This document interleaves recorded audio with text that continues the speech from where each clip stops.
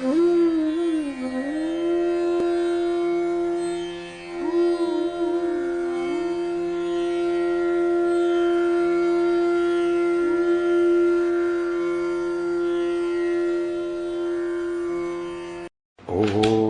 पूर्णमदः पूर्णमिदं पूर्णात् पूर्णमुदच्यते पूर्णस्य पूर्णमादाय पूर्णमेवावशिष्यते। ओम शांति शांति शांतिः। श्रुतिस्मृतिपुराणानाम् आलयं करुणालयं नमामि भगवत्पादं शंकरं लोकशंकरं शंकरं शंकराचार्यं केशवं बादरायणं सूत्रभाष्यकृतौ वन्दे भगवन्तौ पुनः पुनः। ईश्वरो गुरुरात्मेति मूर्तिभेदविभागिने व्योमवद्व्याप्तदेहाय दक्षिणामूर्तये नमः। मधु ब्राह्मण में बृहदारण्यक में इयं पृथिवी सर्वेषां भूतानां मधु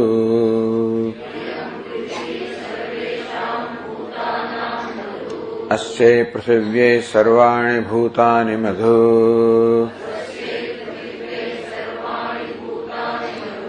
यश्चायमस्यां पृथिव्यां तेजोमयो मृतमयः पुरुषः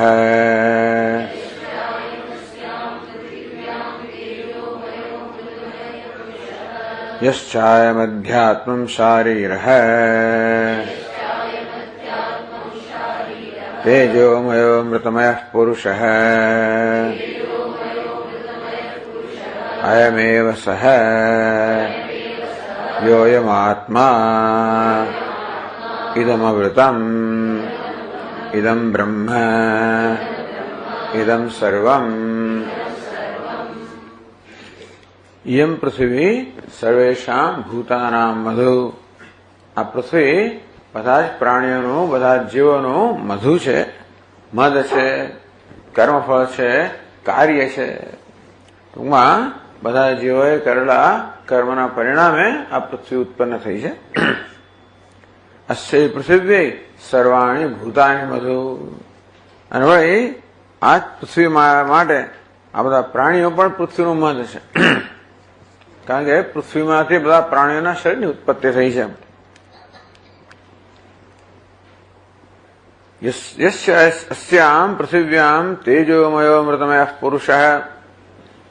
पृथ्वी एमां जे सूक्ष्म शरीर है तेजोमय अमृतमय पुरुष है, अर्थात ये समष्टि सूक्ष्म शरीर है. हिरण्यगर्भ कहो तेजोमय है, जे प्रकाशमान है, अमृतमय अमर है, अर्थात स्थूल शरीर की तुलना में. यश्चायम अध्यात्म शारीर है. ते रीते आ व्यक्तिगत स्थूल शरीर में पार्थिव शरीर में जे सूक्ष्म शरीर है तेजोमय अमृतमय पुरुष है, એટલે કે જે ચૈતન્ય પ્રતિબિંબિત ચૈતન્ય છે. અયમેવ સહ યોયમાત્મા. એ આ છે જે આત્મા છે, જે બ્રહ્મ છે, આ સર્વ છે. અમ પૃથ્વી આપઃ અગ્નિ વાયુઃ आदित्यः दिशः चन्द्रः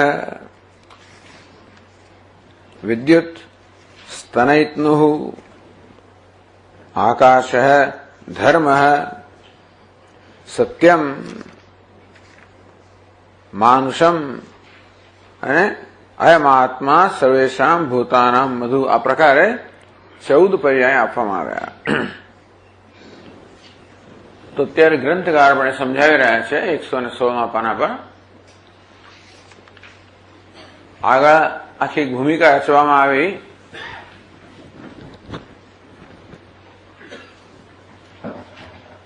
ઇન્દ્ર અને શ્વા એટલે કે કૂતરા બેને સરખાવવામાં આવ્યા. કે ઇન્દ્રમાં ને કૂતરામાં કોઈ એવો કઈ બહુ ભેદ નથી. ઇન્દ્ર કે બહુ વિશેષ નથી આ કૂતરા કરતા, અમુક રીતે જોવા છે. તો ઇન્દ્રમાં એક ઇન્દ્રત્વમ કેમ છે તો કે ઐશ્વર્યવાન હોવાને કારણે, પણ એ તો સાપેક્ષ ઐશ્વર્ય છે. આપણા સામાન્ય લોકોની તુલનામાં એનું ઐશ્વર્ય મહાન છે. અને તેમ જોવા જઈએ તો શુનોપી મહદ ઐશ્વર્ય મસ્તી, આ કૂતરામાં કીડા અંકોડાની પ્રમાણમાં મહાન ઐશ્વર્ય છે. આ રીતે તો કે જેવી રીતે ઇન્દ્રને એની ત્રિલોકી પ્રિય છે, અપ્સરાઓ પ્રિય છે, એનું શરીર પ્રિય છે, તેમ કૂતરાને બધું પ્રિય છે. જેમ અપ્સરાઓને ઇન્દ્ર પ્રિય છે તેમ કૂતરીઓને કૂતરા પ્રિય છે,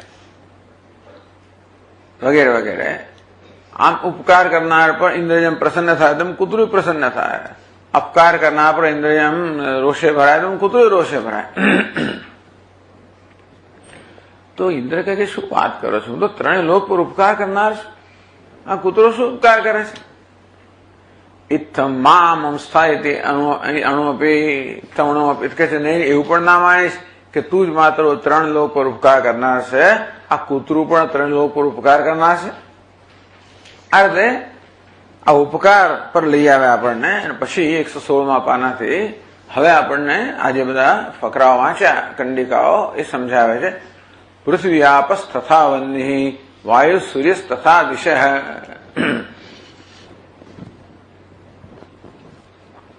ચંદ્રો વિદ્યુત તથા મેઘ નમો ધર્મસ તથૈવ ચ સત્યવાક્યમ મનુષ્યાદિ જાતિ પૌરુષમેવ ચ દેહદ્વય મનોબુદ્ધિ પ્રાણિકમ ઇદમ તથા. આ 14 પુસ્તકેનો પૃથ્વી આપ વન્નિ વાયુ સૂર્ય દિશ ચંદ્ર વિદ્યુત મેઘ નવ ધર્મ સત્યવાક્યમ મનુષ્યાદિ જાતિ પૌરુષમ. તો ત્યાં જ 14 પર્યાય આપવામાં 14 તો અત્યારે ગ્રંથકાર એક સાથે જ સમજાવે છે. પછી પ્રત્યેકનું ઉપકારક કોણ સમજાવશે? અત્યારે આ સમગ્ર જે 14 જે અહીંયા આગળ તત્વો કહેવામાં આવ્યા, એટલે કે સમગ્ર જગતમાં 14 તો એના દ્રષ્ટાંત તરીકે આપવામાં આવ્યા કેવી રીતે સર્વત્ર ઉપકાર્ય ઉપકારક ભાવ વિદ્યમાન છે.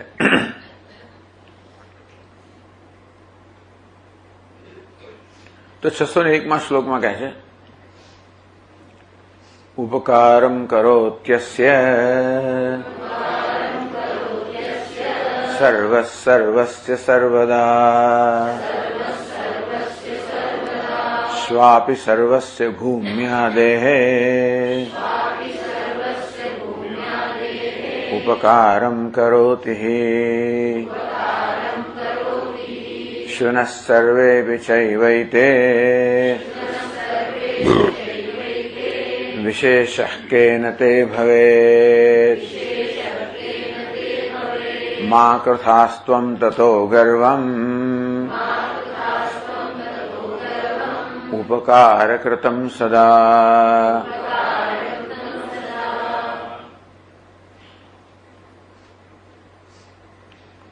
આમ દેહદ્વય મનોબુદ્ધિ પ્રાણાદિકમ ઇદમ તથા ઉપકારમ કરોત્યસ્ય સર્વસ્ય સર્વદા.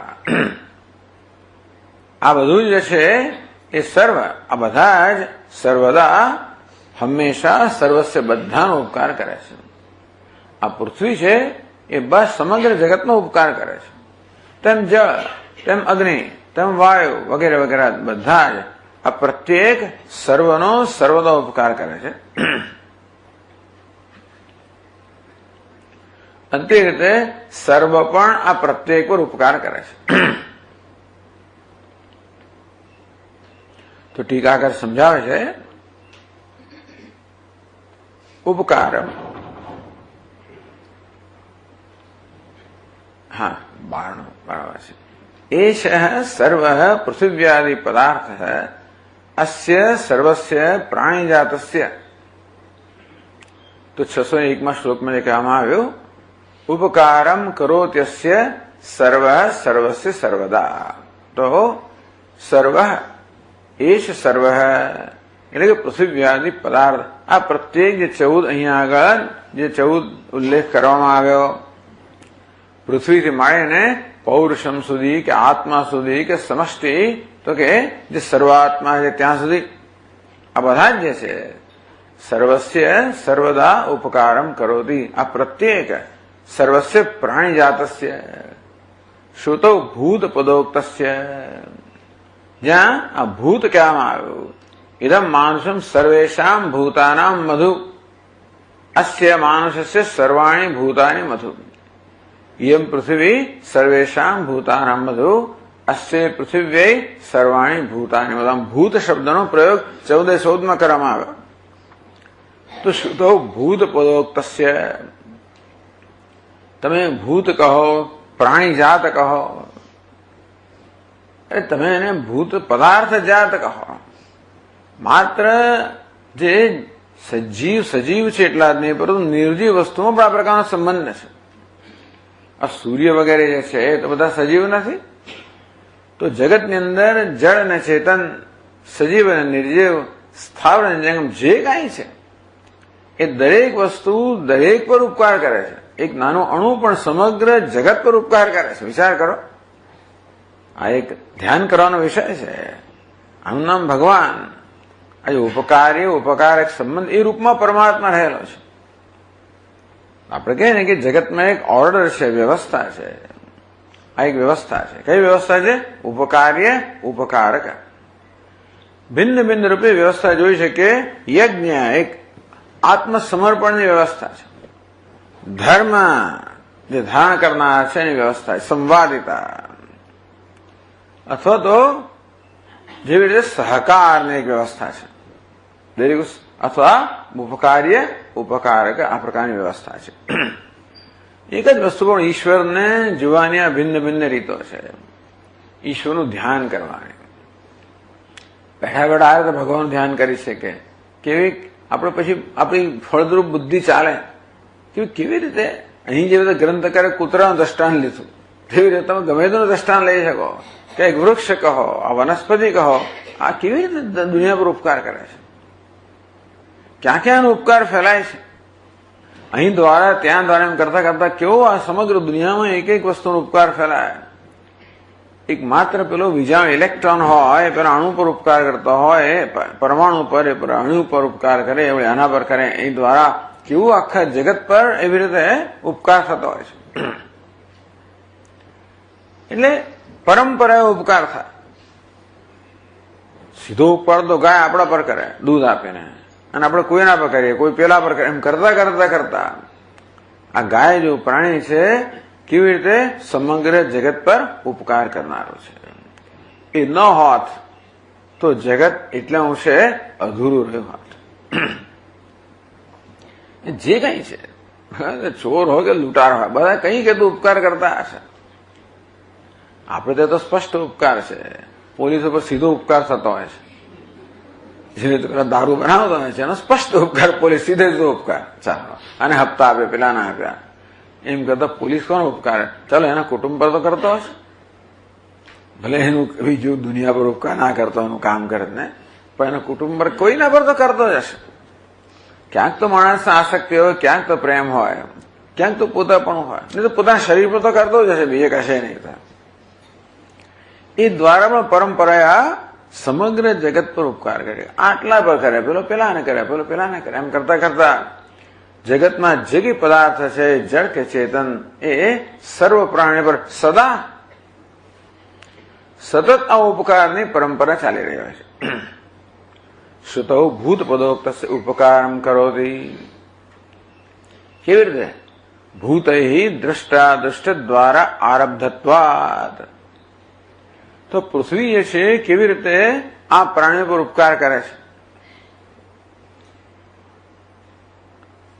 ભૂતૈ દૃષ્ટા દૃષ્ટ દ્વારા આરબ્ધત્વાદ. આમ આ પ્રાણીઓ જે બધા દૃષ્ટ અદૃષ્ટ દ્વારા, આ પ્રાણીઓ જે બધા પાપ પુણ્ય બધા કર્મ કરે એ દ્વારા સીધું, દૃષ્ટ એટલે તાત્કાલિક પરિણામ આવે, અદૃષ્ટ એટલે પુણ્ય પાપનું રૂપ પરિણામ આવે. એ દ્વારા બધા જ પ્રાણીઓ પોતાના કર્મ દ્વારા આ પૃથ્વીનું નિર્માણ કરે છે. એટલે જગતનું નિર્માણ તો જીવોના કર્મ દ્વારા થયું છે. અને એ રીતે પૃથ્વી પણ આ પ્રાણીઓના કર્મને કારણે જન્મી માટે એમ જોઈએ તો આ પ્રાણીઓ પૃથ્વી પર ઉપકારક છે.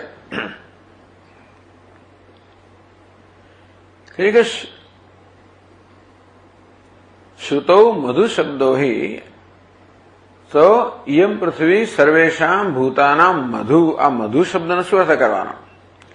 દૃષ્ટા દૃષ્ટ દ્વારા આરબ્ધત્વ પ્રયુક્ત ઉપકારકતા વાચક ઇતિ ભાવ. આ મધુ જે શબ્દ છે એ ઉપકારકતા વાચ. એ ઉપકારકતા ઉપકાર કરવાપણું એનો વાચક છે, એનો બોધક છે. કઈ રીતે ઉપકાર કરવાપણું? દૃષ્ટા દુષ્ટ દ્વારા આરબ્ધત્વ.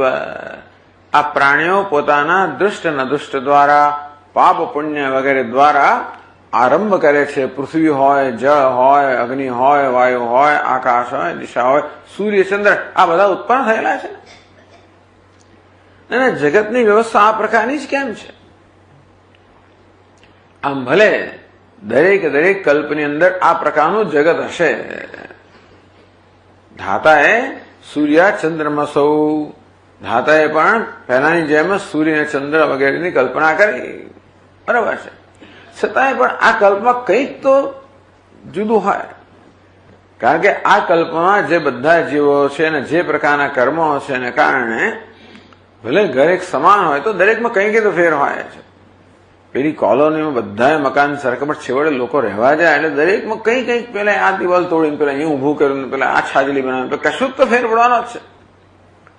આમ બહારથી બધા ભલે સમાન દેખે છતાં દરેક ઘરમાં કઈ ને કઈ વિશેષતા રહેવાની. કેમ કે અંદર રહેનાર જે છે એના કર્મ પ્રમાણે, ઈચ્છા પ્રમાણે થવાનું.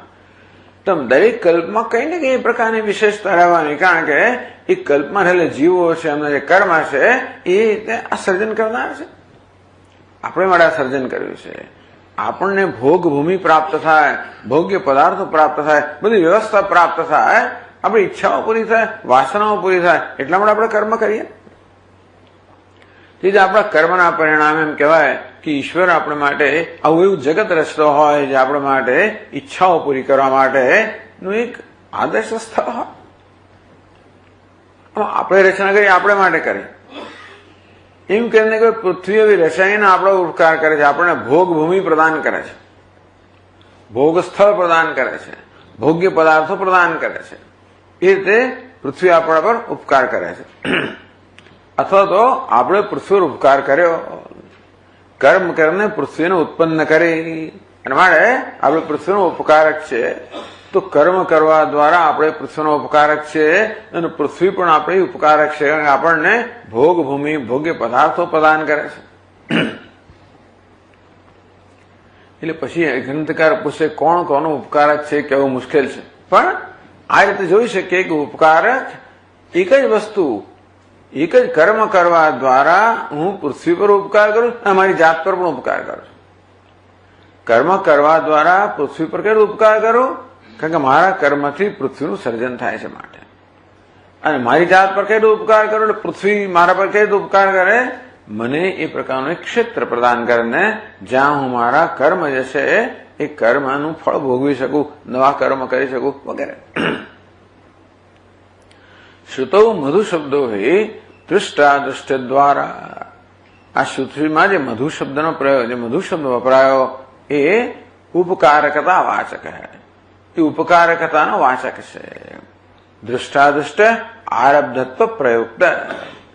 દુષ્ટ દુષ્ટ એટલે કર્મ, કર્મનું ફળ.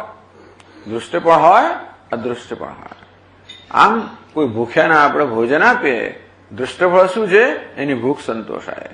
અદૃશ્ય ફળ શું છે? આપણને પુણ્ય પ્રાપ્ત થયું વગેરે.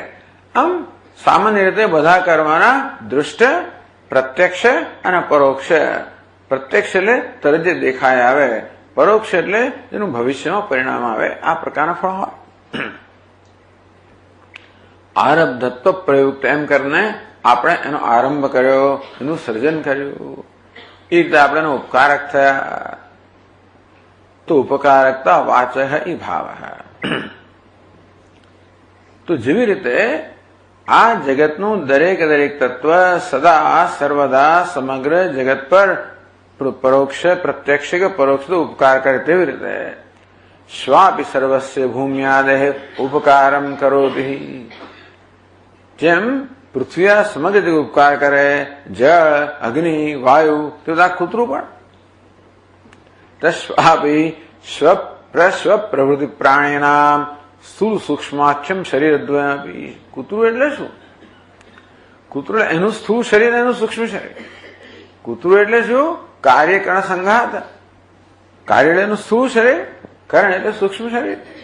સ્વાપી સ્વ પ્રવૃત્તિ પ્રાણીનામ સ્થૂળ સૂક્ષ્માખ્યમ શરીરદ્વયમ. કૂતરું ખાલી દૃષ્ટાંત છે.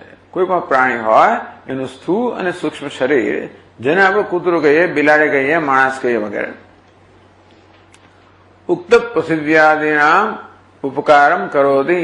અંતે રીતે એ પણ આ પૃથ્વી વગેરે સમગ્ર જગત પર ઉપકાર કરે છે. કેવી રીતે?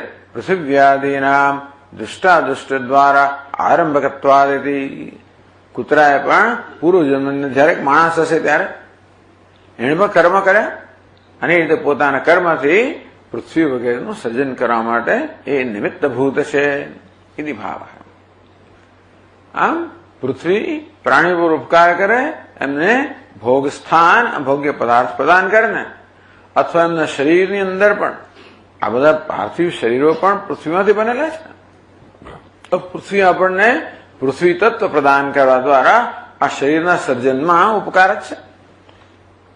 એટલે ભિન્ન ભિન્ન તો ઉપકારી ઉપકારક સંબંધ જોઈ શકાય. અને તે રીતે દરેક પ્રાણી પણ પોતાના કર્મ દ્વારા, અને પૃથ્વીને પણ ખરેખર સંતોષ ક્યારે થાય? પૃથ્વી આ બધી વસ્તુ રચી હોય, એણે વૃક્ષ, વનસ્પતિ, પહાડો આ બધું રચ્યું, એને સંતોષ ક્યારે થાય? જયારે પ્રાણીઓનો ઉપભોગ કરે ત્યારે.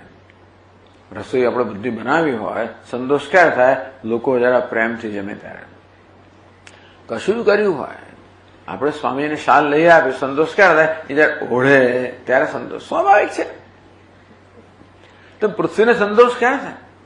પૃથ્વી જે બધી રચના કરી છે, પ્રાણીનો ઉપભોગ કરે ત્યારે ને, એ રીતે તમે વિચાર કરો, બાળકો ખાવા દ્વારા મા પર ઉપકાર કરે, એમ કરે ને એને સંતોષ આપે ને. આમ કોઈકે આપેલી વસ્તુ ઉપયોગ કરવા દ્વારા તમે સંતોષ ઉત્પન્ન કરો છો. એ રીતે તમે ઉપકારક બનાવો તો ઉપકાર્ય બન્યા. એ વ્યક્તિએ તમે શાલ આપી જેથી તમે ઠંડીમાં રક્ષણ કરી શકો, એમ એ ઉપકારક બને. અને તમે શાલ ઓઢીને એ વ્યક્તિને સંતોષ આપો, એમ કરીને તમે ઉપકારક બનો. આમ દરેક કાર્યમાં ખરેખર ઉપકાર્યતા આવી જતી હોય છે. આ રીતે આ કૂતરું વગેરે પણ પૃથ્વીને સંતોષ આપે છે. પૃથ્વી જે વસ્તુ રચી હોય એનો ઉપભોગ દ્વારા. આમ પૃથ્વી એના પર ઉપકાર કર્યો, એને શરીર આપીને, એનો પર ઉપકાર કરે પોતાના કર્મ દ્વારા રચના કરીને, કે એને જે ઉત્પન્ન કર્યો એના ઉપભોગ કરે. એની ભાવ એમાં બતાવ્યું કેવી રીતે સર્વદા સર્વસ્ય ઉપકારમ કરો. સર્વ દરેક જગતની દરેક વસ્તુ સર્વસ્ય બધા. એવું નથી કે કૂતરું માત્ર અમુક જ ને. આ કૂતરું છે સમગ્ર જગત પર ઉપકાર કરે છે. સર્વદા જેટલો કૂતરું જેટલો વખત જન્મ્યું ને મરે ત્યાં સુધી સર્વદા સમગ્ર જગત પર ઉપકાર કરે છે. બહુ મોટી વસ્તુ છે. આ વસ્તુ આપણને ઉપનિષદ શીખવાડે છે કે આ ભગવાનની રચના કયા પ્રકારની છે, કે બધા લોકો સંકળાયેલા છે. કશી વસ્તુ સ્વતંત્ર નથી. કોઈ વસ્તુ સ્વતંત્ર રીતે જીવી જ ન શકે. આ પ્રકારનું ઉપકારી ઉપકારક આ પ્રકારની શૃંખલા ન હોય. કઈ વસ્તુ આ જગતને બાંધે છે? આ જગતના ભિન્ન ભિન્ન તત્વો છે, એ બધાને જોડનારું કયું તત્વ છે? મય સર્વમિદમ પ્રોતમ સૂત્રે મણિગણા. ભગવાન કહે હું સૂત્ર છું, અને સૂત્રમાં મણિના સમૂહ પરોવાયેલો. તે રીતે આ સમગ્ર મારો પરોવાયેલો છે. મારો એક ભગવાન આ રીતે ઉપકારી ઉપકારક જે આ એક એ પ્રકારનો જે એક સિદ્ધાંત છે, કે એ પ્રકારની એક ખ્યાલ છે, એમાં સમગ્ર જગત પરોવાયેલું છે. બધું જ દરેક વસ્તુ દરેકને દરેક સમયે ઉપકારક છે. અને તે જ રીતે દરેક વસ્તુ દરેકનો દરેક સમય ઉપકાર પ્રાપ્ત પણ કરે છે. આ વિચાર કરેલા નંબર બની જાય. માણસમાં કોઈ પ્રકારનો અહંકાર રહે જ નહીં. તો કેવી રીતે દુનિયાની બધી જ વસ્તુઓ સીધી કે આડકતરી રીતે આપણા કેવું ઉપકાર કરી રહી છે એ વિચાર માત્રથી ક્યાં તો નમ્ર આનંદ, એનો આનંદ લઈ શકાય. કેવું સુંદર. અને તમે પણ સંતોષ લઈ શકો કે તમે પણ સદા સર્વદા સર્વસ્ય ઉપકાર કરી રહ્યા છો. બસ આમાં કોઈ ગર્વનો સવાલ નથી, કશાનો સવાલ નથી, પણ આમાં માત્ર જે હકીકત છે એને સમજવાનો અને એને માણવાનો સવાલ. આનો આનંદ લઈ શકાય કે ના લઈ શકાય આ વસ્તુનો? ખાલી કૃષ્ણ ભગવાનને હાર પહેરવાનો આનંદ એ પણ એક પ્રકારનો આનંદ છે. એમની લીલાઓનો આનંદ ખરો, માખણ ચોર વગેરે વગેરે, નંદ કિશોર, મુરલી મનોહર, પણ આપણા ભગવાનની લીલા છે ને, એટલે એનો પણ આનંદ લઈ શકાય. એટલે ટૂંકમાં ઉપનિષદની અંદર પણ આ ઈશ્વરની લીલાઓનું વર્ણન છે. કેવો ઈશ્વર? આ સમષ્ટિ રૂપમાં રહેલો ઈશ્વર, એની લીલાઓનું વર્ણન, એ દ્વારાનું ધ્યાન તમે કરો. આ લીલાઓ શેના માટે છે? શ્રીમદ ભાગવત કે ભગવાન અવતાર કેમ ધારણ કર્યો, એમને ઘણા પ્રયોજનોમાંનું એક પ્રયોજન આ છે કે જેથી એમના ભક્તો, એમણે એવી સુંદર સુંદર લીલાઓ કરી જેથી એમના ભક્તો લીલાઓનું શ્રવણ કરે, કીર્તન કરે, સ્મરણ કરે, એમ કરીને પોતાનું કલ્યાણ કરે. આમ એમણે એવી રીતે અવતાર લઈને જે કંઈ કર્યું એ દ્વારા ભક્તો પર મહાન ઉપકાર કર્યો, જેથી ભક્તો એમનું સતત ગાન કરે, ચિંતન કરે, ધ્યાન કરે, એમના માય બને અને એ પ્રમાણેનું કલ્યાણ કરે. ભક્તોએ એમનો પર ઉપકાર કર્યો, પ્રાર્થના કરીને, કર્મ કરીને, અને એ રીતે બધા તો કે એ રીતે પરિત્રાય સાધુ જે હોય તે એમ કરીને એમને અવતાર લેવડાવ્યો. ઉપકાર્ય ઉપકારક સંબંધ. જો જુદા માનીએ તો આપણે આપણી જાતને ભગવાન, તો પણ એ પ્રકાર અત્યારે જે જુદાપણું આપણે અનુભવીએ છીએ એ સંદર્ભની અંદર આ ઉપકાર્ય ઉપકારક સંબંધ બે જોઈએ. ઉપકાર કરવા માટે બે જોઈએ. એટલે અત્યારે બે માની લઈએ છીએ આપણે. જે ભેદભાવ આપણે જોઈએ છે એની દ્રષ્ટિએ આ પ્રકારનો સંબંધ છે. એટલે કેવી રીતે આ બધા ભેદભાવમાં એક અભેદ રહેલો છે. ઇન્દ્ર કહો કે કૂતરું કહો, શું ઉપકાર કર્યો એ મહત્વનું નથી, ઉપકાર કર્યો એ મહત્વનું છે. ઇન્દ્ર પોતાને તો ઉપકાર કરે, એ ત્રણેય લોકનું રક્ષણ કરે. કૂતરું પોતાનો ઉપકાર કરે, પણ હે ઇન્દ્ર આ ઉપકાર્ય ઉપકારકતા એમાં તારામાં અને કૂતરામાં કોઈ તફાવત નથી. બસ એટલે પછી એની વ્યાપકતા કે એની એ મહત્વની વસ્તુ નથી. આપણે જીવનમાં સંતોષ લઈ શકીએ, આપણે કદાચ બીજા જેટલું ના કરીએ. એકાદ દીવો પણ સંતોષ લઈ શકે. આમ પોતાની સૂર્ય સાથે તુલના કરતો દીવો બિચારો ઝાંખો પડી જાય, તેથી એને બહુ તુચ્છતા લાગે. એટલે એ પ્રકારે તેજસ્વીતાની દ્રષ્ટિએ તો કોઈ જાતની તુલના નથી. પરંતુ સૂર્ય પણ જગત પર ઉપકાર કરી રહ્યો છે પ્રકાશ આપવા દ્વારા, તેમ દીવો પણ ઉપકાર કરી રહ્યો છે. કેટલો પ્રકાશ મહત્વનો નથી, આ આપણા જીવનમાં બહુ મહત્વની વસ્તુ છે. કે એટલે ભગવાન તો ભાવના મહત્વની વસ્તુ છે. હું ઉપકારક છું. આ રીતે નાનો પણ દીવાને પણ એક પ્રકારનો આનંદ થવો જોઈએ, સંતોષ થવો જોઈએ કે આ દુનિયાની યોજનામાં મને પણ આ પ્રકારે ઉપકાર કરવા માટે તક આપવામાં આવી. કેટલો ઉપકાર કરું છું એ ગર્વની વાત છે. પછી એ ક્યાં આવ્યું? એમાં અભિમાન આવ્યું કે મેં જો આટલી જગ્યાએ મારો પ્રકાશ પાડે અને પેલા આટલો પાત્ર, એ દેટ ઇઝ ઓલ નોનસેન્સ. એ બધું મૂર્ખતા છે બધી. જો કે લોકો એમાં જ રાચતા હોય છે, આપણે એમાં રાચીએ છીએ, જુદી વાત છે. એનું નામ સંસાર. પણ આધ્યાત્મિકતા કોને કહેવાય? આટલું જ કે ઉપકારક છું, ઉપકાર્ય છું. પેલો મોટો ઉપકાર કરે તો મોટો ઉપકાર પ્રાપ્ત કરે પાછો, એવું છે ને. સૂર્ય મોટો ઉપકાર કરે તો બહુ બધા કર્મ કરવાના પરિણામે સૂર્ય જન્મે. મારે ઉપકારમાં મોટો પ્રાપ્ત કરે. પેલો નાનો ઉપકાર કરતો નાનો ઉપકાર પ્રાપ્ત કરે.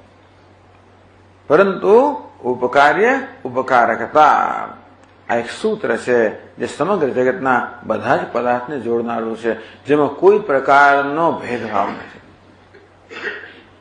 આમ ચોર પણ ઉપકાર કરતો હશે એ તો આપણે પછી વિચારવું પડે એ કેવો ઉપકાર કરે છે. કારણ કે દુનિયાની અંદર ભગવાને આ પ્રકારે સંહારક તત્વો રચેલા જ છે. સતત સંહાર થઈ રહ્યો છે, સતત સર્જન પણ થઈ રહ્યું છે, પાલન પણ થઈ રહ્યું છે, સંહાર પણ થઈ રહ્યો છે. દુનિયાનું દરેક તમે નવું ઘર બાંધો, ઉદયમ એનું કામ કરતી જ હોય છે. કીડીઓ અને પેલા પંખોડાને બધું ખોતર કરતા હતા. થોડોક હોય તો ધ્યાન ના રાખ્યું તો તમને માટેનો ઢગલો મળે, તમારા ઘરના જ ખૂણા મળે. હમણાં જ મેં જોયું આટલો એક ઢગલો મળ્યો. એ બેડી કીડીઓ કઈ કર્યા કરતી હશે. એટલે સર્જક જયારે પરિબળો ત્યારે જોડે સંહારક પરિબળો છે જ. આ પ્રકારની જ રચના છે. તમારે ફરિયાદ કરવી તો કરો, ના કરો તો ના કરશો. ક્યાં કકડાટ કરો, ક્યાં તો પછી જુઓ અને એનો આનંદ લો. પણ આ બધું ભગવાન એટલે જો સંહારક પરિબળો ના હોય તો એ જગત ના ચાલે. એટલે ચોર લૂંટારા બધા કેવા છે? સંહારક તત્વ છે. કે ભૂકંપ હોય કે પછી આપણા વાવાઝોડા શું છે? સંહારક તત્વ છે. એની પણ એ પણ ઉપકારક જ છે.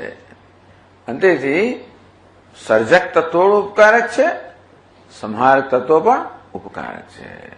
સર્જક તત્વો પણ ઉપકાર પ્રાપ્ત કરી રહ્યું છે અને સંહારક તત્વ ઉપકાર પ્રાપ્ત કરી રહ્યું છે. સર્જન ક્યારે થાય? કોઈ સર્જાવા તૈયાર હોય ત્યારે. સંહાર ક્યારે થાય? સંહાર માટે કોઈ હાજર જોઈએ ને તમને. બિલાડી સંહાર ક્યારે? ઉંદર હોય ત્યારે ને. તો ક્યાં એટલે ઉંદરનો ઉપકારક થયો છે ને.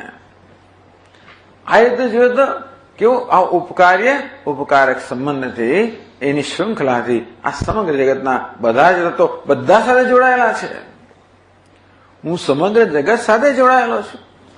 એટલે બહુ મોટી ઉપકારમ કરો તસ્ય સર્વ સર્વસ્ય સર્વદા. સર્વ સર્વસ્ય સર્વદા ઉપકારમ કરોતિ. હું કેવી રીતે સમગ્ર જગતનો ઉપકારક છું તો વિચારી શકો અને આનંદ લઈ શકો કે હું નકામો નથી. આપણે મોટે ભાગે એમ લાગે મારું હું તો કઈ કલ્પના કામ વગરનો છું, તુચ્છ છું, મારે કઈ વિસાત નથી. બીજા તુલના કરીને આપણે હંમેશા આપણી જાતને ઉતારી પાડતા હોઈએ. તો જો હું કેવો સમગ્ર જગત પર ઉપકાર કરું છું, ગર્વ વગર નમ્રતાથી વિચારી શક્યા. અને જરાક ગર્વ છે ને તો તરત કહું કે કેવી રીતે સમગ્ર જગત મારા પર ઉપકાર કરી રહ્યો છે. એટલે પહેલાથી જન્મેલું અભિમાન હોય પછી શાંત થઈ જાય. તેમ પછી દ્રષ્ટાંત આપે કે કૂતરું પણ આ રીતે અણુનું દ્રષ્ટાંત આપી શકે. ગમે તે કહ્યું ને, સર્વ સર્વસ્ય સર્વદા ઉપકારમ કરોતિ. તેવી રીતે 602 શ્લોકમાં શુનઃ સર્વેપી ચૈવૈતે. તેવી રીતે સર્વેપી ચૈવ એતે શુનઃ ઉપકારમ કુર્વંતી કરોતિ સર્વ. સર્વે તો કુર્વંતી. તો તેવી રીતે બધું જગત પણ આ કૂતરું સમગ્ર જગતનો ઉપકાર કરે છે. સમગ્ર જગત આ કૂતરા પણ ઉપકાર કરે. કૂતરું જન્મ રહી જ ના શકે. વાયુ વગરનો શ્વાસ ના ચાલે, અગ્નિ વગરના શરીરમાં ગરમી ના હોય, પૃથ્વી વગર સ્થૂળ દેહ ના હોય. આમ દરેક તત્વ અહીં રહેલું છે. યથા પિંડે તથા બ્રહ્માંડે. આમ બ્રહ્માંડો જેટલા તત્વો છે એ બધા એક અથવા બીજી રીતે મારી ઉપાધિમાં રહેલા છે. વિદ્યુત પણ આપણે રહેલી છે. વિદ્યુત વીજળી ખબર, આપણી ચામડીમાં તેજ અને વીજળીનો ચમકારો છે. આંખોનો તેજ સૂર્યનો ચમકાર, મનનું તેજ ચંદ્રનો ચમકાર, વાયુનો તેજ અગ્નિનો ચમકાર. આ બધા તત્વો રહેલા છે. દિશાઓ રહેલી છે, આકાશ રહેલું છે, વાયુ અગ્નિ બધું જ રહેલું છે. આમ સમગ્ર બ્રહ્માંડ મારામાં એ રહેલું છે. અને એ તો હું સમગ્ર એટલે ઉપકાર જે સમષ્ટિ છે વ્યષ્ટિ પર ઉપકાર કરે, આ વ્યષ્ટિ સમષ્ટિ પર ઉપકાર કરે એ બતાવશે. સૂર્ય મારા ચક્ષુ પર ઉપકાર કરે, ચક્ષુ સૂર્ય પર ઉપકાર કરે. આમ સૂર્ય મારે ચક્ષુની જરૂર પડે, મારા ચક્ષુને સૂર્યની જરૂર પડે. વ્યષ્ટિ અને સમષ્ટિનો ઉપકાર્ય સંબંધ આ મધુ બ્રાહ્મણ બતાવવામાં આવ્યો. એટલે કે શુન સર્વે ચૈવૈતે વિશેષ કેન તે ભવે. ઇન્દ્ર તારામાં બીજા પ્રકારની વિશેષતા શું છે ભાઈ? તું કેટલો મોટો નાનો ઉપકાર કરે છે મહત્વનું નથી. ઉપકાર તું કરે, પણ તું ઉપકારને પ્રાપ્ત થાય છે. તેમ કૂતરું ઉપકાર કરે છે, એના પર પણ ઉપકાર થાય છે. તો ફેર શું? કોઈ કઈ ફેર ના રહ્યો ને.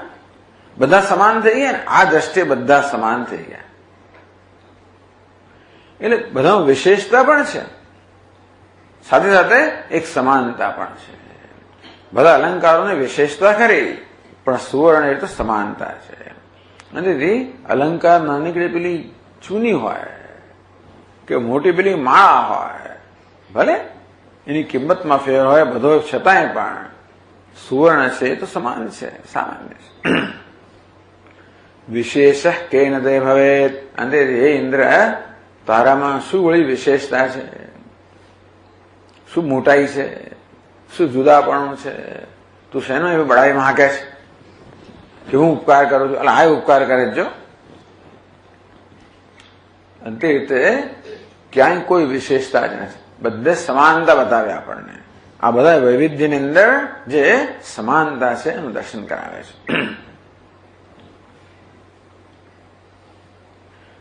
શુન સ્વપ્રભૃતે પ્રાણીજાતસે પૃથિવ્યાદ ઉપકારમ કુર્વંતી. તો પૃથ્વી વગેરે આ શું કુતૂહલ પ્રાણીજાત પર બધા પર ઉપકાર કરે છે. ફલિતમાહ વિશેષ કેન તે ભવે. તો પછી આટલી મોટી પૃથ્વી કહો કે આટલું નાનું અણુ કહો, સરખા જ છે. કઈ રીતે સરખા છે? ઉપકારી ઉપકારકની દ્રષ્ટિએ. અને આ રીતે વિચાર કરવાનો આપણા જીવન વિશે પણ આપણું પોતાનું સ્થાન પણ વિચાર કરવાની જરૂર છે, જેથી આપણે બધી ગ્રંથિઓ મુક્ત થઈએ. બંને પ્રકારની ગ્રંથિ હોય. ઇન્દ્રને મોટી ગુરુત્વ ગ્રંથિ હોય કે હું કંઈક છું એટલે કહેવામાં આવ્યું, અને પેલા કૂતરાને લઘુતા ગ્રંથિ કોઈ કાંઈ નથી એટલે પણ કહેવામાં આવ્યું કે ગુરુતા ગ્રંથિ કે લઘુતા ગ્રંથિ, કોઈ ગ્રંથિની આવશ્યકતા નથી. આ દુનિયાની યોજના છે એ યોજના જેવી સુંદર રીતે છે કે બધા સમાન છે. આ વિવિધતામાં સમાનતાના દર્શન. મા કૃથાસ્ત્વમ તતો ગર્વમ ઉપકાર કરતમ સદા. હું સદા ઉપકાર કરનાર છું. હે ઇન્દ્ર, એ પ્રકારનો ગર્વ તું ના કરીશ, કારણ કે આ જ વસ્તુ દરેકને લાગુ પડે છે. આગળ કહેશે 157. એવં પરસ્પરોપકારકત્વે છે એકમાત્ર જ પુત્રવત એક કાર્યત્વ નિશ્ચય યસ્ય માયા શબલસ્ય ઇદમ સર્વં કાર્યમ એવ એક સર્વત્ર તાદાત્મ્યન અનુપ્રવિષ્ટ ઉપકારક ઇતિ સિદ્ધમ. આ દ્વારા શું સિદ્ધ થયું? એવં પરસ્પરોપકારકત્વે છે. આમ પરસ્પર ઉપકાર કરનારા છે. કેવી રીતે? એકમાત્ર જ પુત્રવત. એક જ માતાના સંતાનો હોય તો સ્વભાવથી ઉપકાર કરે. એક માતાના ઘરમાં છોકરા ઉછેરતા હોય એટલે પેલું મોટું આપોઆપ જ નાનાને કરે, નાનું મોટાને કરે. તો એ સ્વાભાવિક છે, એટલે એમાં કોઈને કહેવું નથી પડતું. સામાન્ય રીતે બાળકને કહેવું ના પડે કે તારો નાનો ભાઈ તો કરે છે. પેલી મોટી બહેન નાનાનો સંભાળ રાખે અને પેલો પેલાનો સંભાળ રાખે જયારે સમય આવે ત્યારે. સ્વભાવમાં છે. તો જગતનો સ્વભાવમાં જ છે ઉપકાર, કોઈ કહ્યા વગર જ. જેમ આપણા બાળકોને કહ્યા નાના હોય ત્યારે ખાસ કરીને, મોટા થયા પછી કદાચ એમનું વ્યક્તિત્વ જરા જુદા જુદા પ્રકારનું આવે એટલે પછી પણ નહીં તો સ્વભાવ થઈ છે. એક જ માત્ર એમ જ આપણને પ્રેમ હોય છે. આપણા ભાઈ બહેનો માટે સ્વાભાવિક પ્રેમ હોય, બીજા માટે હોય પણ એવું નહીં જેટલો આને માટે હોય. એટલે પોતાના માટે આમ જે હોય એને માટે આપોઆપ જ ભાલ જન્મે, એ સ્વભાવ જ હોય છે. તો એકમાત્ર જે પુત્રવત એક કાર્ય, કારણ કે શું છે? એક કાર્યત્વ. આ બધાનું કારણ એક છે, એક જ માતા છે જેના બધા કાર્ય છે, સંતાન છે. એટલે જોઈએ છે કે જેવી રીતે સંતાનોને એકબીજા માટે સ્વાભાવિક પ્રેમ હોય છે, ઉપકાર કે ઉપકારી સંબંધ હોય છે, બતાવે છે કે એ બધાની માતા એક હોવી જોઈએ. તેવી રીતે જગતમાં બધા જે તત્વો છે બધાને એક સ્વાભાવિક ઉપકાર. સ્વાભાવિક એટલા માટે કે કોઈ પ્રકારની કેળવણી વગર, કંઈ કહેવાની જરૂર ના પડે, એમ જ પોતાના જીવન દ્વારા જ ઉપકારક હોય અને ઉપકારી હોય, એનો સ્વભાવ કહેવાય. તો આ પ્રકારે સ્વાભાવિક રીતે ઉપકારી સંબંધ જે બતાવે છે કે બધાની માતા એક હોવી જોઈએ, બધાનું કારણ એક હોવું જોઈએ. આ બધા એક જ પરમાત્માના સંતાનો છે. એક કાર્યત્વ નિશ્ચય. અંતેથી આ બધા બધા એકનું કાર્ય છે, એક જ કારણના બધા કાર્યો છે નિશ્ચય થઈ ગયા, જેમાં બધા એક જ માતાના સંતાનો છે નિશ્ચય થાય. યસ્ય માયા શબલસ્ય ઇદમ સર્વમ કાર્યમ. તો એવું કહું કોણ છે જે બધાનું એક કારણ છે? માયા શબલમ બ્રહ્મ સગુણ બ્રહ્મ. તો કે માયા સહિતનું બ્રહ્મ છે એ ઉપકારક છે, એ સર્જક પાલક વગેરે છે. તેથી આ બધામાં એનો અર્થ કંઈક ઉપકારી ઉપકારક જે તત્વ છે, જે સર્વસામાન્ય છે, જે બધાને જોડનારું સૂત્ર છે, એ વાસ્તવમાં બધું કરી રહ્યું છે. એનું નામ ઈશ્વર. તો આ રીતે ઈશ્વરનું સર્વત્ર દર્શન કરવું હોય તો આ પ્રકારે કરો. આ ઉપકારક ઉપકાર્ય રૂપની અંદર માયા સહિતનું સગુણ બ્રહ્મ છે એ સર્વત્ર વિદ્યમાન છે. એટલે યસ્ય માયા શબલસ્ય ઇદમ સર્વમ કાર્યમ. જે માયા શબલ કે માયોપાધિક બ્રહ્મ જે છે, જેનું આ સમગ્ર કાર્ય છે, સૈવ એક સર્વત્ર તાદાત્મ્યને અનુપ્રવિષ્ટ. એનો અર્થ કે પરમાત્માએ બધે પ્રવેશ કર્યો છે. પરમાત્મા કોઈ છે? એક કારણ છે, અને કાર્ય શું છે? ઉપકારી ઉપકારક સંબંધ જ કાર્ય છે. અને એ રૂપમાં કોણ છે? પરમાત્મા આ રીતે સર્વત્ર પ્રવેશ કર્યો બધામાં. ઉપકારી ઉપકારક રૂપે બધામાં પ્રવેશ કર્યો, અને બધે આપણને એના દર્શન થાય છે. એટલે કહે છે કે ઇદમ સહ એવ એક સર્વત્ર તાદાત્મ્યન અનુપ્રવિષ્ટ. ઈશ્વરે જે બધાએ નામ રૂપમાં પ્રવેશ કર્યો છે, તાદાત્મ્યને સાથે તાદાત્મ્ય એને ધારણ કર્યું. એની સાથે એક બની ગયો, કૂતરું બની ગયો, બિલાડી બની ગયો, અણુ બની ગયો, જાણે કે ઉપકારક. તેથી ખરેખર ઉપકારક કોણ છે? એ ઈશ્વર જ છે. પ્રાણી માત્રના અંતર્યામી રૂપે રહેલો કે અંતરાત્મા રૂપે ઈશ્વર જ વાસ્તવમાં બધા પર ઉપકાર કરી રહ્યો છે. એટલે પછી પહેલા આપણે કહીએ કે હું ઉપકાર કરી રહ્યો છું, અને ઉપકાર એ રૂપમાં કોણ છે? ઈશ્વર છે, જેને સર્વત્ર પ્રવેશ કરેલો છે. એ સિદ્ધમિતિ ઉપકારમ દ્વાભ્યામ. એ પછીના 2 શ્લોકમાં કહે છે ઉપકારમ ન કસ્યાપી કોપી કિંચિત કરોતિ કિંતુ યોયમ મયાદિષ્ટઃ નેતિ નેતીતિ તે પુમાન એષ એવ પૃથિવ્યાદૌ સ્થાવરે જંગમેપિ ચ તિષ્ઠન વિનાશરહિતઃ સ્વયં ભાતઃ પરઃ પુમાન.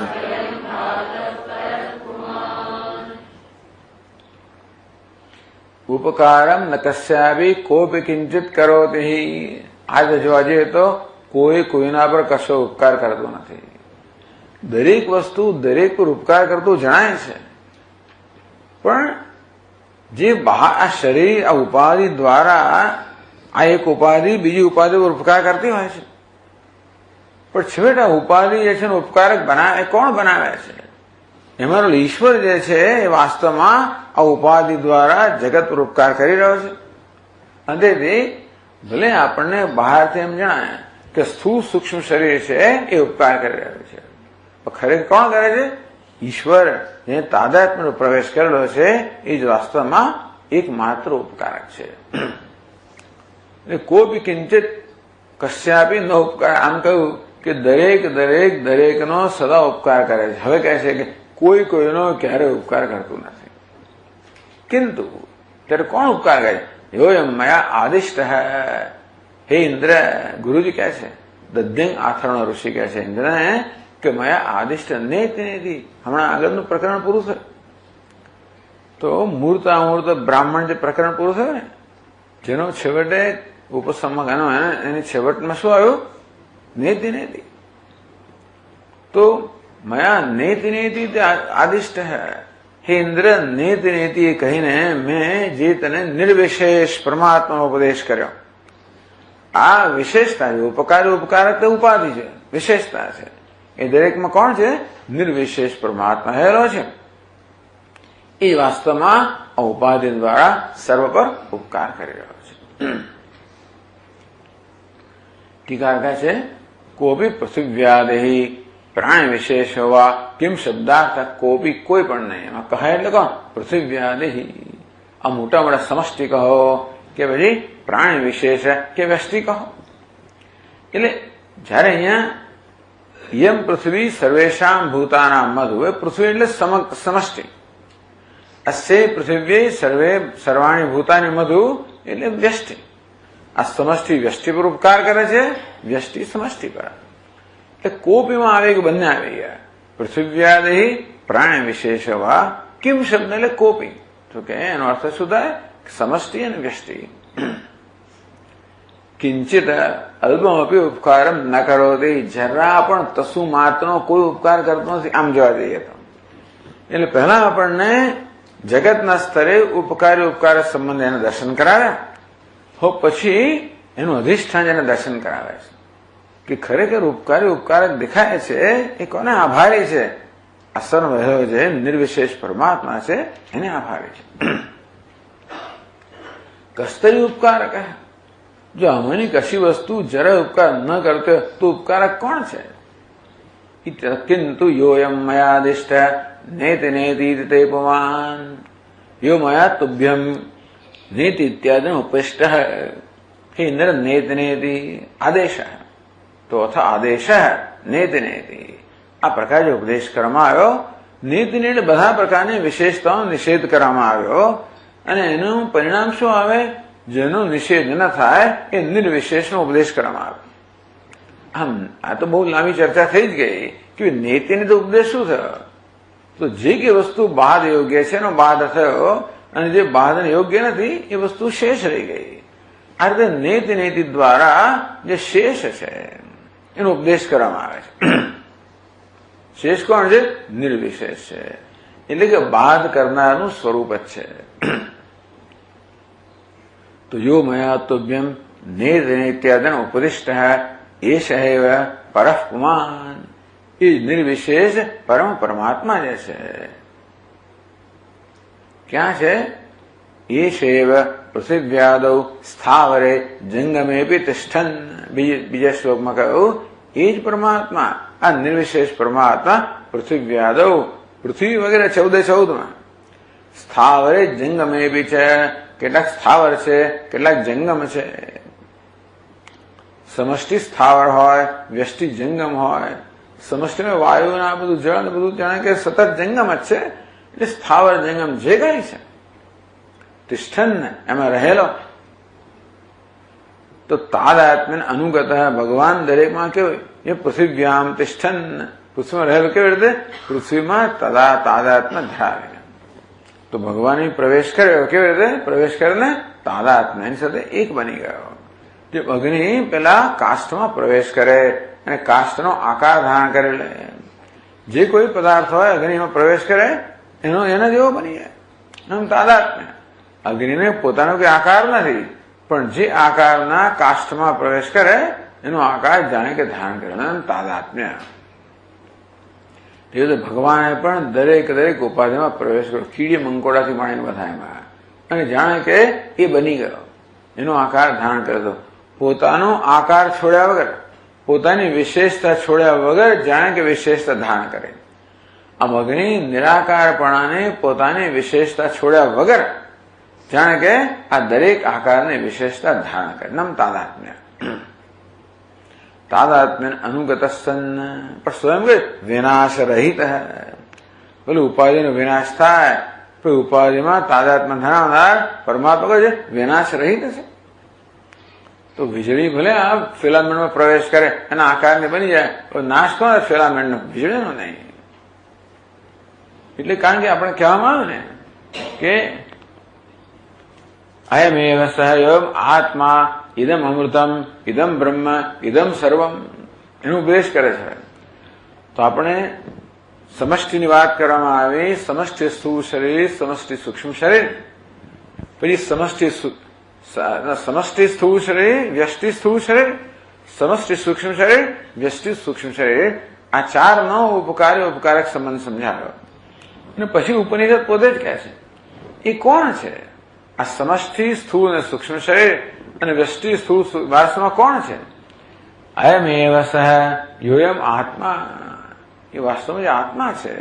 ટૂંકમાં બધી ઉપાધિનો નિષેધ કરવાને કારણે ના પરિણામે જે નિર્વિશેષ રહે એ આત્મા. ઇદમ અમૃતમ, એ કેવું છે? અમર છે. ઇદમ બ્રહ્મ, એ બ્રહ્મ છે. ઇદમ સર્વમ, આ સર્વ છે. એટલે આ મધુ બ્રાહ્મણમાં ઉપકારી ઉપકારક સંબંધ બતાવવા દ્વારા શ્રુતિ આપણને કહે છે કે આખો સંબંધ કોને કારણે છે? પરમાત્મા જે સર્વત્ર અંતરાત્મ રૂપે વિદ્યમાન છે એને કારણે છે. આ બધું કોના તરફ અંગુલી નિર્દેશ કરે છે? એટલે સમગ્ર જગતનું આપણે જયારે નિરીક્ષણ કરીએ, આ પ્રકારે લીલા જયારે જોઈએ, એ દ્વારા કોનો નિર્દેશ થઈ ગયો છે? આત્માનો. અમૃત ઇદમ અમૃતમ, ઇદમ બ્રહ્મ, ઇદમ સર્વમ, અયમ આત્મા, ઇદમ અમૃતમ, ઇદમ બ્રહ્મ, ઇદમ સર્વમ. એ અહીંયા ગ્રંથકાર બતાવે છે કે વિનાશ રહિત સ્વયં ભાત પરઃ પુમાન. અમૃતમ વિનાશ રહિત, તો પછી તેજોમય પુરુષ સ્વયં ભાત, ઇદમ સર્વમ, ઇદમ બ્રહ્મ પરઃ પુમાન. એટલે શ્રુતિના જે શબ્દો છે એને ગ્રંથકાર આ રીતે સમજાવે છે. તો કહે છે વિનાશ રહિત અમૃત સ્વયં પ્રકાશશ્ચ. અમૃત એટલે વિનાશ રહિત, ભાઈ કેવો છે? સ્વયં પ્રકાશ એટલે સ્વયં ભાત. તો જે અમર હોય, વિનાશ રહિત હોય, એ કેવો હોવો જોઈએ? સ્વયં સિદ્ધ. એ પોતાના હોવા માટે કશા પર આધારિત ના હોવો જોઈએ. કશી વસ્તુ અમર ક્યારે હોય? અવિનાશી ક્યારે હોય? જ્યારે પોતાના હોવા માટે એ કશા પર આધારિત ના હોય. કારણ કે આ ઘડો માટી પર આધારિત હોય, માટી લઈ તો ઘડો રહી ના શકે. આ કાર્ય કારણ પર આધારિત હોય, કોઈ કાર્ય અમૃત ના હોય, કારણ કે કારણ જતો તો કાર્ય રહે નહીં. તંતુ દાહે પટ દાહ, અને તંતુનો દાહ થાય એટલે પટનો દાહ થઈ જાય. તો આ પરમાત્મા અમર કેમ છે?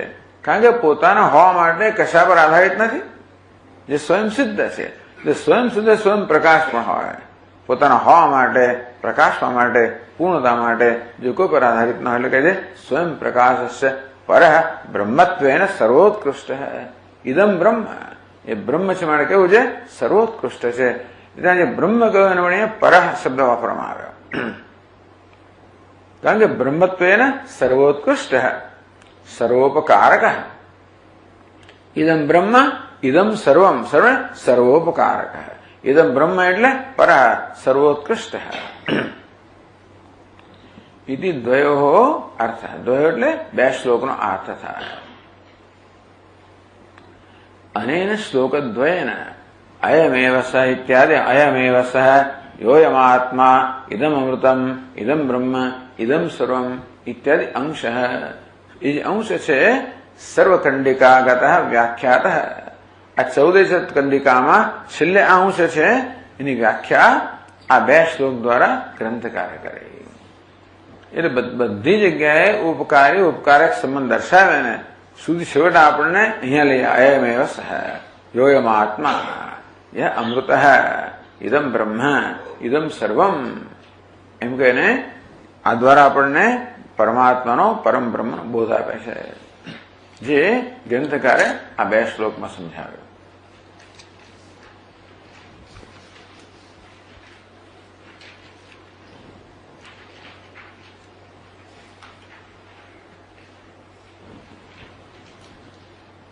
બસ આ 14 કંડિકાનો સાર પહેલા આપી દીધા અને હવે દરેકે દરેક કંડિકા સમજાવે. થોડોક અવાજ ઓછો કરો વોલ્યુમ. તો હવે જો એક એક કંડિકા વાંચો.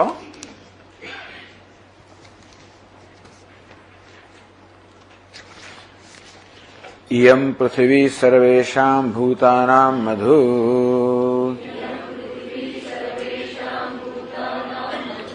અસ્યૈ પૃથિવ્यै સર્વાણિ ભૂતાનિ મધુ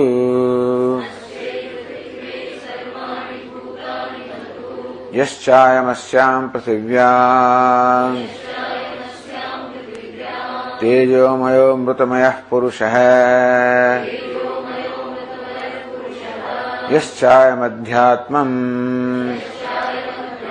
शारीरः तेजोमयो मृतमयः पुरुषः अयमेव सः योऽयमात्मा इदमृतम् इदं ब्रह्म इदम સર્વમ. તો બધી 14 કંડિકાનો પેલા સાર આપી દીધો. હવે પ્રત્યેક કંડિકા સમજાવે છે પાછા. કોઈ શોર્ટકટ નહીં લેવાનો, બધી જ વસ્તુનું વ્યવસ્થિત દરેક ન્યાય આપવાનો. સાથે સાથે એકનું એક કયા કરે તો 14 વારે કહે નહીં પાછા. એટલે 14 કંડિકામાં જે છેલ્લું વાક્ય એક જ વાક્યમાં સમજાવી દો, 2 શ્લોકમાં સમજાવી દો. ઉક્તમ પરસ્પરોપકારકત્વ વિષદયતી. આમ આગળના શ્લોકોમાં જે પરસ્પર ઉપકારકત્વ કહ્યું એનું વિષદયતી એને સ્પષ્ટ કરે છે. હવે પૃથ્વીવ્યામિતિ ત્રયોદશભિ, ત્યાં 14 કંડિકામાં જે કહેવામાં આવ્યું ત્યાં આગળ 13 શ્લોકોમાં કહેવામાં આવે છે. તો 605માં શ્લોકમાં કહે છે પૃથિવ્યામ વર્તમાન સન્ન શરીરમ કુરુતે હિ સહ શરીરસ્થશ્ચ ભૂમેઃ સહ કરોત્યુપચયં પુમાન. તો પહેલી કંડિકાનો અર્થ આ પહેલા શ્લોકમાં સમજાવ્યો. પૃથિવ્યામ વર્તમાન સન, ટૂંકમાં બધો ઉપકાર કરનાર ભગવાન છે. ભલે એમ કહેવામાં આવે કે આ પૃથ્વી બધાનો ઉપકારક છે અને બધા પૃથ્વીનો ઉપકારક છે, પણ એ કહેવામાં આવ્યું કે વાસ્તવમાં સમષ્ટિ અને વ્યષ્ટિ એ સર્વમાં તાદાત્મ્ય રહેલો જે પરમ ઉપમાન છે તે પરમાત્મા છે. પૃથિવ્યામ વર્તમાન સન, પૃથ્વીમાં રહીને શરીરમ કુરુતે હિ સહ, એ પૃથ્વી કેવી રીતે બધા પ્રાણીનું ઉપકારક છે? પૃથ્વી બધાના શરીરનું નિર્માણ કરે છે. આમ પૃથ્વી આ પાર્થિવ લોકમાં મર્ત્યલોકમાં જે બધા પ્રાણીઓ, તો મર્ત્યલોકમાં પ્રાણીઓના શરીરમાં પૃથ્વીનો અંશ જે છે સદા પ્રધાન હોય છે, પણ દરેકનો અંશ હોય. મેં કહ્યું ને સમગ્ર બ્રહ્માંડનો અહીંયા અંશ હોય છે.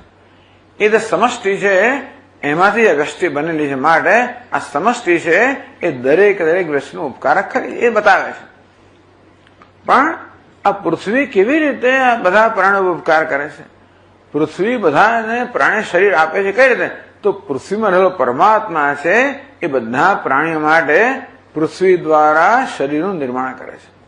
તો પૃથ્વીમાં શરીરનું નિર્માણ થયું એ કરે છે કોણ? પૃથ્વીમાં રહેલો પરમાત્મા છે એ આ દરેક પ્રાણીના શરીરનું નિર્માણ કરવા દ્વારા ઉપકારક બને છે. સહ પરઃ પુરુષ પૃથિવ્યામ વર્તમાન સન્ન, એ પરમાત્મા પૃથ્વીમાં રહીને શરીરમ કુરુતે હિ સહ, એ શરીરની રચના કરે છે. સર્વ પ્રાણીના ભોગ સાધનાની શરીરાણી કુરુતે, પૃથ્વીમાં રહીને પરમાત્મા બધા જ પ્રાણીઓ માટે આ શરીરની રચના કરે છે. એટલે બહારથી શું દેખાય? પૃથ્વી આ બધા પ્રાણીઓ પર ઉપકાર કરે છે શરીર દ્વારા, પણ ખરેખર કોણ કરે છે? પૃથ્વીમાં રહેલો પરમાત્મા છે એ આ બધા પ્રાણીઓની પૃથ્વી દ્વારા શરીરની રચના કરીને ઉપકારક છે. ઈદી પ્રાણીના પ્રતિ પૃથ્વી ઉપકારિકા. આ પ્રકારે ખરેખર પરમાત્માના કાર્ય દ્વારા પૃથ્વી જાણે કે બધા પ્રાણીની ઉપકારિકા છે એ બતાવ્યું. અને તે રીતે બધા પ્રાણીઓ પૃથ્વીનો ઉપકારક છે. શરીરસ્થ, આ શરીરમાં રહીને પછી એક કામ કરે છે. ભૂમે સહ ઉપચયમ ઉપમાન ઉપચયમ કરોતી, અહીં રહીને એ પૃથ્વીને પણ સંતોષ આપે છે. કે છે તથા શરીરસ્થ સર્વ પ્રાણી રૂપ સન્ન, તેવી રીતે આ દરેક પ્રાણીના શરીરમાં રહીને આધારનો વિના ભોગ અસંભવાત, તો આધાર ન હોય તો ભોગ કેમ થઈ શકે? આ બધા પ્રાણીઓ પોતાના અનુભવ ક્યારે પ્રાપ્ત કરી શકે? એ અનુભવ પ્રાપ્ત કરવાનો કે સ્થળ તો જોઈએ ને. માણસ વ્યવહાર ધંધો ક્યારે કરે? કંઈક સ્થળ જોઈએ, એની કે ઓફિસ જોઈએ, શોરૂમ જોઈએ, સ્ટોર જોઈએ, વેર કશુંક જોઈએ. આપણે જીવીએ ક્યાં? આપણે કોઈ સ્થળ જોઈએ, શરીર જોઈએ, ઘર જોઈએ. તેવી રીતે આ બધા પ્રાણીઓ જે છે ભોગ ક્યારે પ્રાપ્ત કરી શકે? એ બધા અનુભવ કરવા માટે કોઈ સ્થળ હોય. એટલે કહે છે કે આધાર વિના ભોગ અસંભવાત. આ પૃથ્વી બધાને આધાર આપનારી છે અને તો જ આ બધા પ્રાણીનો ભોગ સંભવિત બને છે. આધારભૂત ભૂમે દુષ્ટાદુષ્ટ અન્યતમ દ્વારા ઉપચય વૃદ્ધિમ કરોતી. અને તેથી દરેક પ્રાણીના શરીરમાં રહેલો પરમાત્મા કર્મ કરીને દુષ્ટ અદૃષ્ટ પર પ્રત્યક્ષ અને પરોક્ષ પ્રકારનું પરિણામ ઉત્પન્ન કરીને આ પૃથ્વીનું ઉત્પન્ન કરે એ દ્વારા પૃથ્વી ઉપકાર કરે છે. ઉપચયમ કરોતી વૃદ્ધિમ કરોતી, પૃથ્વીમાં વૃદ્ધિ કરે છે.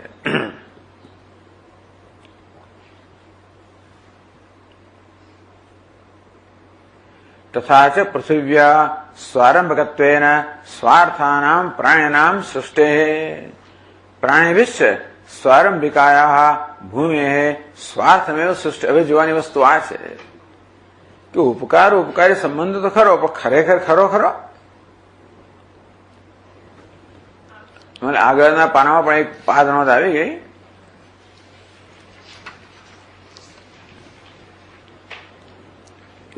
પહેલી પાદ નોંધ, અન્યેન અનુપકૃતો યત તસ્ય હિતાય ચેષ્ટતે તદુપકાર પ્રસિદ્ધ. ઉપકાર કોને કહેવાય? ખરેખર તો અન્યેન અનપકૃતો સન્ન. બીજા વડે ઉપકાર, બીજા પાસે ઉપકાર પ્રાપ્ત કર્યા વગર જેનું કરું તેને જ ઉપકાર કહેવાય. એટલે કોઈના પર ઉપકાર મેં કર્યો ક્યારે કહેવાય? એની પાસે કોઈ પ્રકારનું વળતર પ્રાપ્ત કર્યા વગર જેનું કંઈ કરું, મદદરૂપ થયું, ધર્મ ઉપકાર કરો કહેવાય. સમેશામ પરસ્પર ઉપકારકત્વે કહો ઉપકર્તા કો ઉપકાર્ય. આવો ભાઈ હરખા, આપણે બે સરખા. આમ એટલે અથવા પેલા કહે ને ભાઈ કે અહો રૂપમ અહો ધ્વનિ. બધા એકબીજાની પ્રશંસા કરે. શું છે? દમ ઉષ્ટાનામ લગ્ન વેલાયામ ગર્ધભા સંધિ ગાયકા.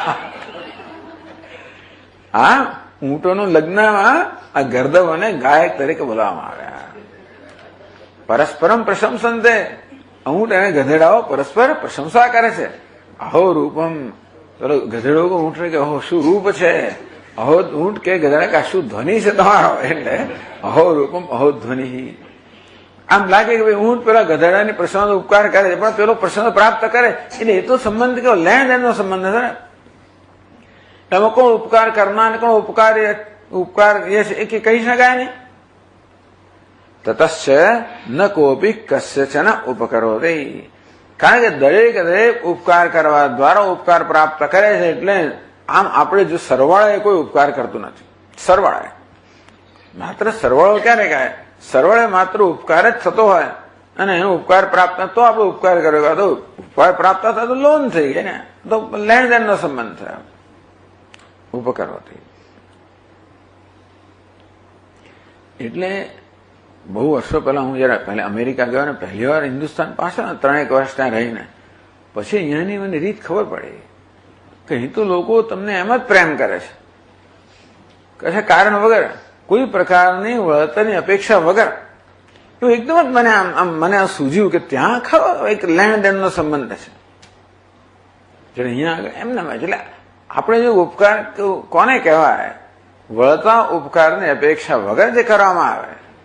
ભગવાને શીખવાડે આપણને કે ઉપકાર જ બન, પણ પાછા હવે તો માં ફલે શું કદાચ છે ને, ઉપકાર કરવા દ્વારા વળી પાછું ઉપકારની અપેક્ષા ના રાખીશ, નહીં તો પછી ઉપકાર કર્યો કહેવાય જ નહીં. તું ઉપકાર કર. કેવી રીતે? વળતા ઉપકારની અપેક્ષા ગણતરી રાખ્યા વગર. અપેક્ષા શું? ગણતરી પણ ના રાખીશ. એનો અર્થ શું થયો? તું જે ઉપકાર કરે છે એને જ તારા પર થયેલો ઉપકાર માની લે. તને ઉપકાર કરવાનો તક મળી એ જ તારા પર થયેલો મહાન ઉપકાર છે. એથી વધારે સ્થૂળ ઉપકારની અપેક્ષા ના રાખીશ. આનું નામ આધ્યાત્મિક. એ જ યાતું અન્યોન્યમ ઉપકારકતા પ્રતીતિ. ખરેખર તો આપણે એમ લાગે કે પૃથ્વી બધો ઉપકાર કરી રહી છે અને બધા ઉપકાર એ પ્રતીતિ જે છે સા આત્મ અદ્વૈત સાધિકા. એ બતાવે છે કે આ બધા દ્વૈતમાં એક અદ્વૈત રહેલું છે. આત્માની અદ્વૈતની સિદ્ધિ કરાવનાર છે કે દરેક જગ્યાએ ઉપકારે ઉપકારકતા સંબંધ રહેલો છે. સ્વસ્યવ સદા ઉપકાર્યત્વાત્. કારણ કે દરેકનો પોતાના પર ઉપકાર કરે. છેવટે તો પૃથ્વી પર ઉપકાર કરે છેવટે મારા પર ઉપકાર કર્યો છે.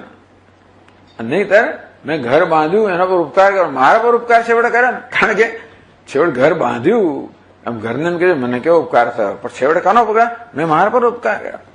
સર્વસ્વસ્યવ સદા ઉપકાર. એનો અર્થ એ થયો કે હું એક જ છું, એક જ તત્વ છે ઉપકાર કરી રહ્યું છે. હું જ મારા પર ઉપકાર, એટલે આત્મા જ ઉપકાર કરી રહ્યો છે. એનો અર્થ એવો થયો. આ બધું ભલે આમ ઉપકારી ઉપકારક જણાવતો, પછી છેવટે એક જ ઉપકાર કર્યો છે આત્મતત્વ. હસ્તપાદો મિથો ન ઉપકરવાદે તથાપી અનયો પરસ્પરમ દૃષ્ટિ ઉપકાર. આમ હાથ પગ જોયું તો કે હાથ પગ માટે કશું કરતો નથી, પગ હાથ માટે કઈ કરતો નથી. તો આપણે જોઈએ છે પરસ્પર ઉપકાર છતાંય પણ હાથ જે કરે છે એને દ્વારા પગ પર ઉપકાર થતો હોય છે, અને પગ જે કરે એ દ્વારા હાથ પર ઉપકાર થતો હોય છે. એટલે આમ જોવા જઈએ તો હાથ ને પગ જુદા જ છે, અને છતાં જોઈએ છે કે આમ ઉપકારી ઉપકારનો સંબંધ છે તે કશે હેતો કે હાથ પગ પર કેમ ઉપકાર કરે છે અને પગ કેમ હાથ પર ઉપકાર કરે છે. તયો સ્વાધિષ્ઠાતૃ દ્વારા અભિન્નત્વાત. કારણ કે એ બંનેનો આત્મા એક જ છે, બંનેનો અધિષ્ઠાતા જે ચૈતન્ય એક જ છે. એટલે આપોઆપ સ્વભાવથી આ હાથ છે પેલા પગનો ઉપકાર કરવાનો, બીજા પગનો ના કરે જુદી વાત છે. બીજા પગને વાગ્યું હોય તો હું કરું કે ના કરું એ જુદી વાત છે, એ મારા સંસ્કાર પર આધારિત છે. પણ સ્વભાવથી તો કોઈ પ્રકારની કેળવણી વગર આ પગને કશું થાય તો તરત આ હાથ ત્યાં જવાનો જ છે, કોઈ કહેવાની જરૂર નથી. પેલા પગને કશું થાય આ હાથ ક્યારે જાય? મને ખેડવામાં આવે કે જો એ કરતું તો હું કરું. આને માટે સ્વાભાવિક થાય છે. કેમ? કારણ કે એક જ અધિષ્ઠાતા રહેલો છે, એક જ હાથના. એટલે હવે ઉપકાર ઉપકારી સંબંધ જોઈએ તો સમજાય કે એક જ અધિષ્ઠાતા રહેલો છે. એવમ જગતિ સર્વેષામ ઇતરમ ઉપકારકત્વ દર્શનમ તેષામ અભેદમ સાધયતી. ઇતરેતર આ પ્રકારે જગતની અંદર આ ઇતરેતર ઉપકાર થઈ રહ્યો છે બતાવે છે. શું? આ બધા એક જ સૂત્રથી જોડાયેલા છે. એ કયું સૂત્ર છે? અયમ આત્મા અમૃત અને ઇદમ બ્રહ્મ ઇદમ સર્વમ ઇતિ. ઉપકાર અભાવેપી ઉપકાર દર્શનમે. ખરેખર એનો અર્થ કે ઉપકાર કશો છે નહીં આમ જોવા જઈએ તો પછી કહેશે તો પછી આ શું બતાવે શ્રુતિ આપણને? ઉપકાર અભાવેપી ઉપકાર દર્શનમ. વાસ્તવમાં એટલે ટૂંકમાં મૂળભૂત જુદું ઉપકાર નથી, એક જ છે ઉપકાર. શું? ખરેખર તો આત્મા પોતાનો ઉપકાર કર્યો હોય જ નહીં, એટલે ખરેખર જોવા તો ઉપકાર છે નહીં, માત્ર હોવા પણ છે જ છે. છતાં આપણને શ્રુતિ આ ઉપકારી દર્શન કેમ કરાવે છે? અભેદ સાધકમ. આ બધામાં જે અભેદ રહેલો છે એને દર્શન કરવા માટે. વાસ્તવ ઉપકારસ્તુ ભિન્ન વ્યવસ્થા. ખરેખર ઉપકાર ક્યાં હોય? જે બંને જુદા હોય એ જ એકબીજાનો ઉપકાર ખાઈ શકે એવું એ નથી. છતાં શ્રુતિ આપણે બતાવે છે ખરેખર બધાનો અભેદ સિદ્ધ કરવા માટે. એ કહે છે આપણે આગળ એની ચર્ચા ચાલુ રાખશું કાલે. ઓમ પૂર્ણમદ પૂર્ણમિદમ પૂર્ણાત પૂર્ણમુદચ્યતે પૂર્ણસ્ય પૂર્ણમાદાય પૂર્ણમેવાવશિષ્યતે. ઓમ શાંતિ શાંતિ શાંતિ. શંકરં શંકરાચાર્યં કેશવં બાદરાયણં સૂત્રભાષ્યકૃતૌ વંદે ભગવन्तौ પુનઃ પુનઃ. ઈશ્વરો ગુરુરાત્મેતિ મૂર્તિભેદવિભાગિને વ્યોમવદ્વ્યાપ્તદેહાય દક્ષિણામૂર્તયે નમઃ. ઓમ શાંતિ શાંતિ શાંતિ. હરિ ઓમ. શ્રી ગુરુભ્યો નમઃ. હરિ ઓમ.